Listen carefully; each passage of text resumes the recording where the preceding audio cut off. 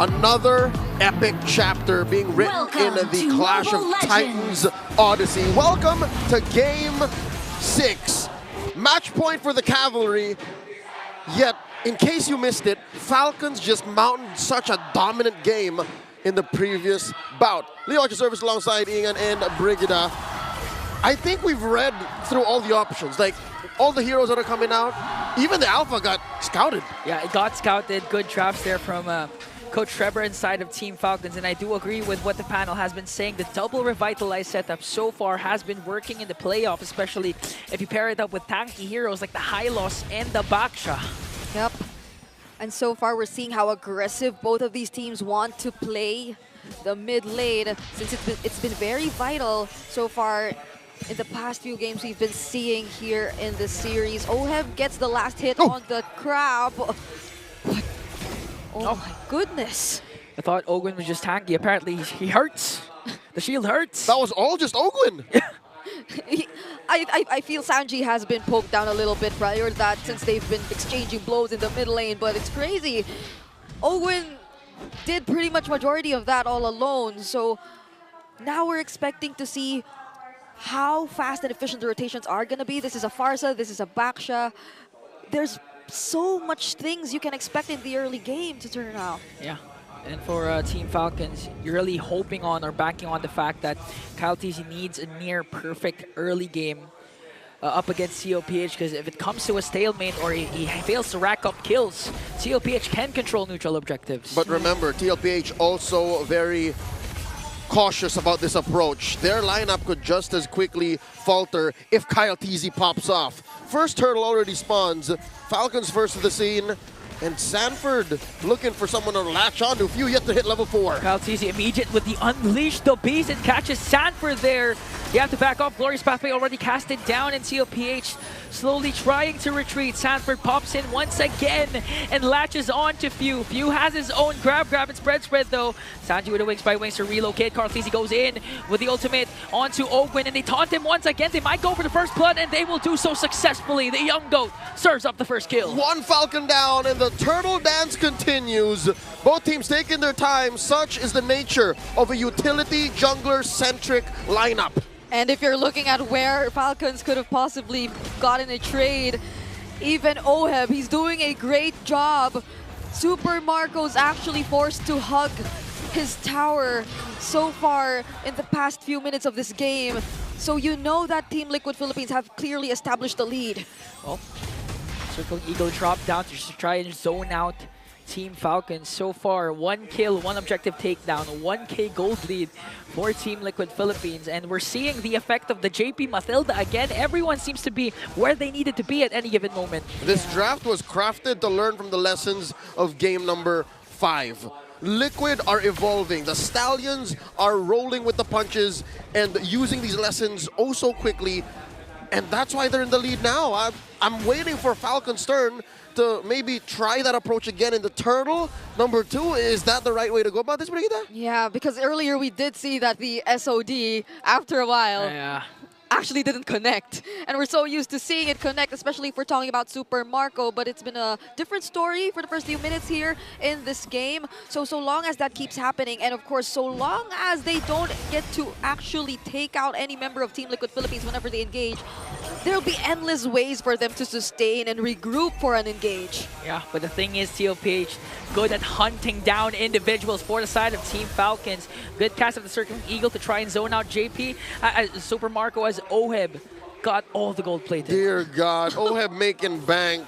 Oh, and wasn't this the exact same approach they were going for when they wanted to funnel everything into Oheb and just allow him to deal the damage against Team Falcons? And they're making it work yet again. So much support provided by JP to Oheb. And they may as well do just that. Look at this, a lot of focus on top lane. Super Marco, with the assistance of Ogwin, helping secure that gold crab. Turtle spawning. Kyle TZ working on his purple buff. Team Falcons, they know that they can and have to contest for this neutral objective. You see the two beefy frontliners of Team Falcons providing enough zone and vision, but still TLPH has a good hold over the turtle. Sanford jumps in with the spread. Will he latch onto Flap TZ or Kyle TZ? Few with a feathered airstrike, and they're zoning and ganking up onto the middle lane. Zaman Force casted down by OEB, and Kyle TZ answer back with a JP kill. Spear of Destruction connects. He's focusing his target onto Sanji, but Sanji was able to slither away. OEB got demolished there, and Team Falcons with a turn, but TLPH, Sanji with a double. 2 for 2. Liquid was holding an ace in the hole, and they clapped back. And that ace in the hole, isn't that the feathered airstrike? I've been looking at Sanji for some reason. My eyes were glued to Sanji. He did not release the feathered airstrike the same time Few decided to release his copied feathered airstrike. And we'll be seeing that in the instant replay. It took a while for Team Liquid Philippines to feel that they could actually get an advantage in this team fight, which clearly looked like Team Falcons were at the upper hand. But look at Sanji just repositioning himself long enough to block off the members of Team Falcons who were chasing them and allow some time for the rest of his teammates to actually fight back. Okay, with the help of hindsight, we now know the reason why Sanji held it. It's because he was off of cooldown. Yeah. He was holding it, waiting, and maybe that's why TLPH had to suffer some losses. But also, I think the genius of the Santan duo together, Sanford came in, flickered forward, jumped in with the glue, and that also added a little bit of damage. Yeah, and honestly, it was a blessing in disguise, the cooldown of the feathered airstrike, because that in turn helped Sanji relocate when Super Marco entered in with the Spear of Destruction, so he was able to maximize the damage of the feathered airstrike. Spread is a lethal thing if you let it become one. OHEB dropping the Zaman Force, taking down Tier 2 in the bottom lane, so this does put the map at equilibrium. Yep, it's pretty much equal right now. Carl TZ though, he will be denying any intentions from Super Marco and Kyle to get any more objectives away from them. And they'll have to manage that wave up top first before they actually try to set things up for this upcoming turtle, which likely Team Falcons might go for. They just can't freely leave Super Marco to do his thing, and this is what we see again and again. And they're setting up for it, and they did the prerequisite. Send Marco away, Few steal the feathered airstrike, and then you can go. But wait, they're staying there. But there's a different plan. Oh, can they find him?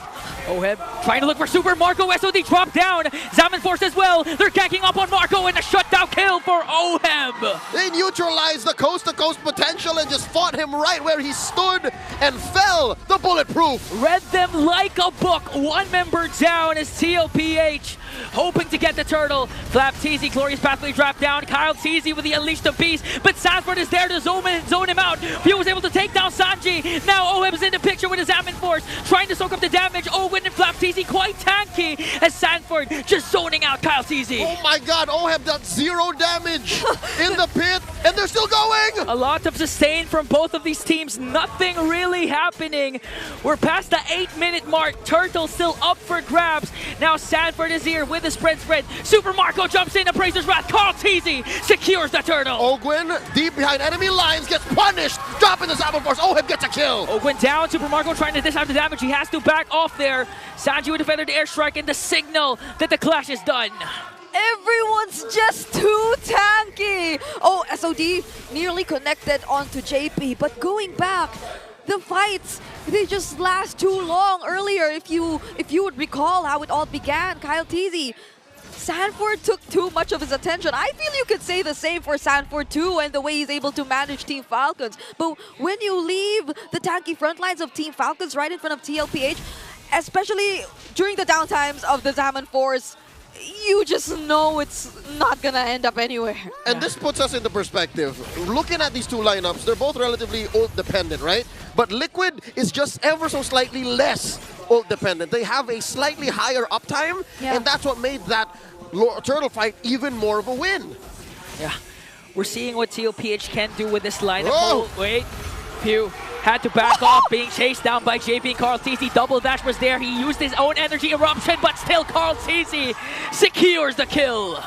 And Falcons can only walk up to witness the murder that occurred behind their Tier 2. What was Few to do? He spent his flicker, he spent everything! Yeah, there was 2 dashes, a flicker, an IMU. to try and delay the push that TLPH was doing there, but in the end, JP and Carl Tizzy was able to pin him down as Oeb has an orange buff. Another energy eruption dropped it down by Carl Tizzy. Look at the feathered air strike. Appraiser's Wrath. Is it going to connect though? Flap Tizzy answers back with a glorious pathway. Here comes Carl Tizzy with the Unleash the Beast. They're playing under the turret, but everyone's still tanky. Sanford dropped down into the base of Team Falcons. And that was a trade for the Falcons. That was such a beautiful energy eruption into the feathered airstrike, into the Zaman Force from Team Liquid Philippines. But exactly as you mentioned, Team Falcons, they're just too tanky. And that's probably one of the biggest things they can bank on in this game. Out-sustaining Team Liquid Philippines, especially if they're able to do that. Taking out Sanford, because he's such a big piece of how Team Liquid Philippines is able to hold everything together. So between the better uptime and the chunkier lineup, it comes down to decision making. Can Liquid take out the key targets before Falcons can make up for their lack of damage? Now we'll find out in the lower pit. Gonna try and use the Lord as bait up against Team Falcons. Is Super Marco pushing the bottom lane. Flap Tizzy already dropped down the glorious pathway. SOD is gonna connect. Carl Tizzy secures the Lord. Kyle Tizzy got it bursted down. No trades for Team Falcons, but Super Marco working on the inhibitor down bottom. Nothing personal, kid. Marco fails. Oh my lord, the minion was not in the right spot. Now he has to back off and be present in the defense of a lifetime for Team Falcons. Lord sieging in the middle lane for TLPH. Every single member of Falcons matters right now. Kyle Tizzy still absent. Lord smashes into mid, top lane taken down. Everyone crashing down. Marco still able to free hit. He has two frontliners that can soak up the damage. Sanji with a feathered airstrike. Inhibitor turret already bursted down. Oh, it falls down as well. TLPH, they still have 5 cavalry. Flap Tizzy trying to back off. Kyle Tizzy jumps in with the Unleash the Beast. SOD for Super Marco. They shut down OM. A double for Kyle Tizzy. He wants to make it 3. Sanji got left behind in a 3-kill swing for Team Falcons. Liquid Philippines overextending, over-welcoming their stay, gets punished hard. And what did we say about finding key targets before Team Falcons gets to go or gets to show all that sustain they have, gets to fight back, gets to buy enough time for Kyle Tizzy to get back. And that's exactly what happened, because what they were able to take earlier were Flap and Ogwen. And I don't think those are the best targets. Now with that clash, Super Marco looking at the Trinity build and the Rose Gold Meteor. So in terms of damage department, you know, Super Marco can do Super Mac things once again. TLPH has to respect the split push that can come from Super Marco. All right, let's take a look back at that moment inside Falcons' base. Liquid smelt blood in the water. They could have sworn the game was going to end. But here's the key. They took their eyes off of Marco. They let Kyle Tizzy get to them. Yeah, the key is Kyle Tizzy. Perfect casting of the Unleash the Beast, the flash combo and flash step set up perfectly. Yep. And all throughout that, they forgot the SOD from Super Marco. Yeah, they burned so much too earlier. Sanford went in for the flicker already, but was pushed back. So now they get to delay the game a bit more, and Super Marco is just able to proceed with pressuring the map as well up against Team Liquid Philippines.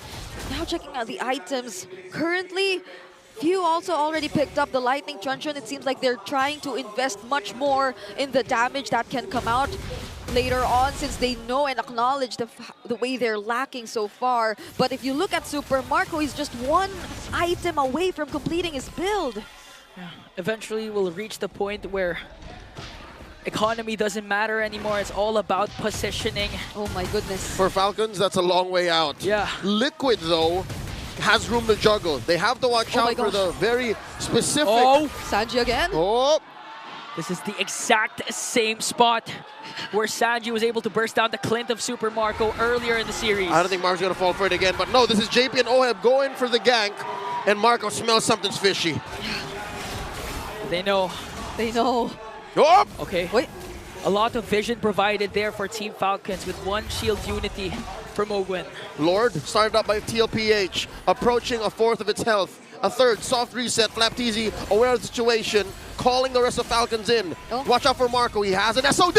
SOD is going to be crucial. It's going to connect, but is he going to cast it though? Flap Tizzy dropped down the glorious pathway already, and Carl Maltese secures the Lord. They're trying to go for the kills. Few with the feathered airstrike, but the first man down is Flaptese. A double for the MVP. They want to make it 3. Ganking up on Master Owen. Super Marco preoccupied with Sanji, but he was able to flicker around. And look at the base. A triple for OHIM. Super Marco with a Sanji kill. And Few is here to delay. But the minions, will they be able to do it? TLPH in the picture, and another perfect chapter ends!